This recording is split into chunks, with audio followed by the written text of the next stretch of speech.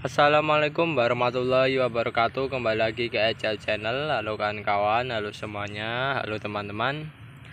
Di kesempatan pada pagi hari yang berbahagia kali ini, kita sedang melakukan namanya pemantauan benih kemangi, dimana pada beberapa hari yang lalu kita sudah menyebar benih kemangi dan hasilnya kayak begini kan kawan. Daun lembaga yang tumbuh dari benih kemangi itu sudah pada kelihatan, dan yang jelas alhamdulillah jumlahnya banyak yang tumbuh kan kawan. Nah, di kesempatan pagi hari ini kita akan membahas mengenai si benih kemangi ini. Nah, kita akan berbagi sedikit pengalaman ya selama membibitkan kemangi semacam itu. Nah, dalam proses pembibitan kemangi ini kita selama melakukan budidaya kemangi itu mengalami kendala ya kan kawan. Mengalami kendala yaitu terkadang benih itu tidak tumbuh. Nah, benih itu tidak tumbuh itu ada banyak faktor. Faktor yang pertama yaitu benih tidak tumbuh karena mereka sudah memasuki masa kadaluarsa, atau alias benih tersebut sudah lama sekali tidak segera dibibitkan ya. Itu menjadikan alasan pertama, karena di dalam benih tersebut biasanya ada embrio, dan embrio itu istilahnya kalau pangan itu memiliki masa aktif dalam jangka waktu tertentu kan kawan. Jadi kalau semisal lebih dari jangka waktunya itu kadang membuat benih tersebut tidak mungkin tumbuh. Nah, tips dari saya ketika kawan-kawan membeli benih kemangi itu, alangkah baiknya kawan-kawan lihat pantau masa kadaluarsa pada benih tersebut. Karena dengan masa kadaluarsa yang cukup lama itu menandakan benih tersebut masih baru. Sedangkan masa kadaluarsa yang cukup dekat itu menandakan benih itu sudah terlalu lama. Nah, jadi kawan-kawan sebelum membayarnya, kawan-kawan alangkah baiknya lihat terlebih dulu masa kadaluarsa pada benih tersebut. Itu faktor yang pertama mengapa benih tidak bisa tumbuh. Lalu faktor yang kedua yaitu benih tidak bisa tumbuh karena hama.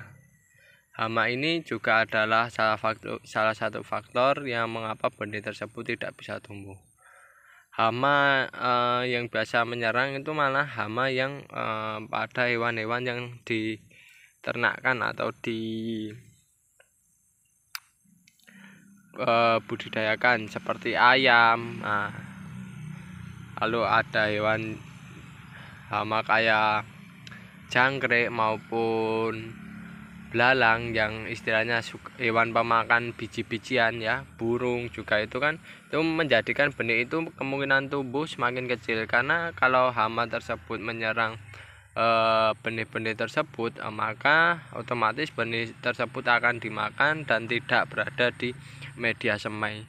Sehingga alangkah baiknya solusinya benih tersebut itu lebih baik ditempatkan atau dilakukan penyemaian pada tempat yang aman dan terpantau ya, sehingga benih tersebut kemungkinan untuk terserang hama itu kecil.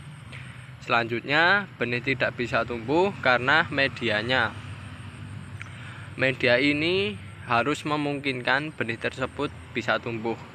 Ini kunci paling pokok ya kan, kunci paling pokok. Selain benih tersebut baru, di sisi lain kunci paling pokok adalah medianya. Media tersebut harus dibuat semaksimal mungkin, sebisa mungkin, seoptimal mungkin untuk memungkinkan benih tersebut tumbuh. Nah, benih kemangi ini itu tumbuh jika kondisinya lembab, tapi rata-rata benih itu bisa tumbuh karena kondisi lembab. Karena mengapa? Karena si benih tersebut membutuhkan air untuk membongkar suatu zat makanan yang berada dekat pada embrio. Jadi embrio tersebut mau tumbuh itu pastinya membongkar makanan yang ada atau yang terbawa pada benih tersebut. Nah, kalau kalian bisa melihat lebih enak dan lebih jelasnya itu pada benih kedelai ya, pastinya di kedelai itu ada kedelainya, ada juga embrionya atau calon tunasnya. Nah, calon tunas ini akan membongkar makanan yang ada pada biji kedelai. Begitu pula kemangi. Kemangi pasti ada biji kemanginya, yang dimana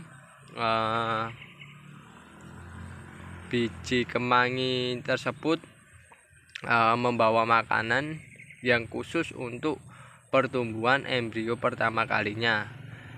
Dan ketika kita berikan air, otomatis biji tersebut, embrio tersebut akan membongkar makanan tersebut, dan nantinya ketika mereka membongkar akan menumbuhkan sebuah akar yang dimana selanjutnya akan keluar daun lembaga semacam ini. Sehingga alangkah baiknya ketika membudidayakan benih tersebut ya, harus pastinya kondisinya lembab. Kondisi lembab untuk memungkinkan benih tersebut bisa tumbuh dengan baik. Lalu selanjutnya tambahannya adalah benih tersebut bisa tumbuh jika benih tersebut memiliki benih tersebut harus ditreatment ya. Oke, opsi ini hanya untuk beberapa benih saja. Jadi benih semacam sayur-sayuran atau hortikultura itu sebenarnya tidak ada treatment tertentu ya. Tidak ada treatment yang harus dilakukan secara berlebih. Cukup dibuat lembab itu pasti tumbuh, biasanya kayak gitu kalau untuk benih-benih sayuran sepengalaman kami. Tapi kalau untuk benih yang digunakan semacam benih sawit dan lain sebagainya, itu kan pastinya ada treatment ya. Ada treatment yang dimana benih tersebut kan kadang-kadang memiliki kulit ari yang cukup keras dan tebal, sehingga ketika benih tersebut kondisinya cukup keras, pastinya akan menyusahkan si embrio untuk bisa tumbuh dengan bagus.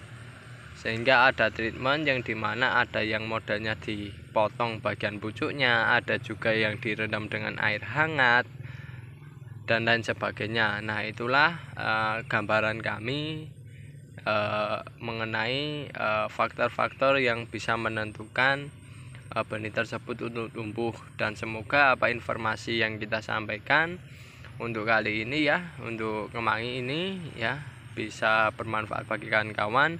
Yang jelas benih kemangi ini cukup membutuhkan tempat yang aman, benih yang berkualitas atau masih baru, lalu yang kedua media yang sesuai dengan kemungkinan untuk tumbuh. Yang jelas jangan sampai kekurangan air, itu kuncinya. Dan kawan-kawan bisa merawatnya cukup menyiram air setiap pagi dan sore. Oke, sekian dulu apa informasi yang bisa saya sampaikan. Jika ada kekurangan maupun kesalahan, kami mohon maaf yang sebesar-besarnya. Saya akhiri. Wassalamualaikum warahmatullahi wabarakatuh.